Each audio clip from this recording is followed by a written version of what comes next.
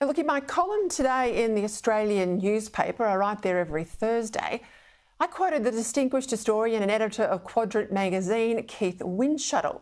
He's a long-time observer of Aboriginal politics. In a recent editorial he wrote for Quadrant, Windschuttle points out that the Indigenous activist class simply won't accept their position as just another minority group in a diverse Australian society, arguing that, and I quote, its members want political power commensurate not with their numbers in the population, but with the fact that they got here first.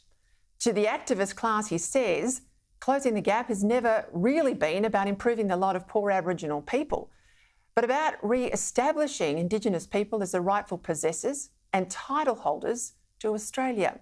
Meaning the voice push is just a scam to dupe Australians into voting for what the Prime Minister says is just a benign advisory body, but when the words go into the Constitution, they'll be so broad that activists will be able to drive a truck through them,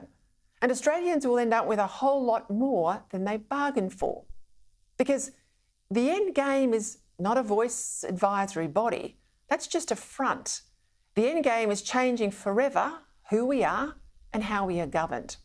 As early as 1982, Windschuttle points out, the National Aboriginal Conference declared that sovereignty required the eventual establishment of Aboriginal states that would evolve, they said, into separate nations.